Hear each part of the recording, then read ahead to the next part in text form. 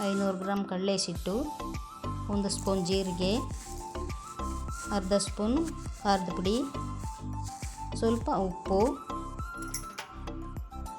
ಎಲ್ಲ ಹಾಕಿ ಚೆನ್ನಾಗಿ ಮಿಕ್ಸ್ ಮಾಡಿ, ನೀರಿಟ್ಟು ಚೆನ್ನಾಗಿ ಮಿಕ್ಸ್ ಮಾಡಿ, ಚಪಾತಿ ಹಿಟ್ಟಿನಂತೆ ಸ್ವಲ್ಪ ನೀರಾಗಿರಬೇಕು. ಈಗ ಸ್ವಲ್ಪ ಎಣ್ಣೆ ಹಾಕಿ ಮಿಕ್ಸ್ ಮಾಡಿ,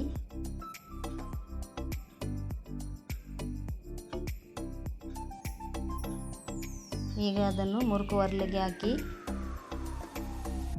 ಬಾಣಲೆಯಲ್ಲಿ ಎಣ್ಣೆ ಹಾಕಿ ಕಾಸಿ,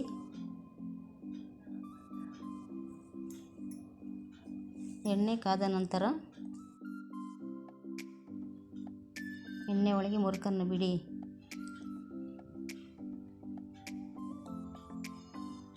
ಈಗ ಅದನ್ನು ಬೆಂದದಂತೆ ಕದಲಿಸಿ, ಈ ಥರ ಬ್ರೌನ್ ಕಲರ್ ಬೆಂದಿತ್ತಾದ ಮೇಲೆ ಬೇರೆ ಪಾತ್ರೆಗೆ ತೆಗೆದಾಕಿ. ಈಗ ನಮ್ಮ ಮುರುಕು ರೆಡಿ. ಇದನ್ನು ಒಂದು 20-30 ದಿವಸದ ಗಂಟ ತಿನ್ಬೋದು. ನೀವು ಅದನ್ನು ಗಾಳಿ ಹೋಗದಿರ ಭದ್ರಾಗಿ ಇಟ್ಕೊಳ್ಳಿ, ಇದು ಚೆನ್ನಾಗಿರುತ್ತೆ.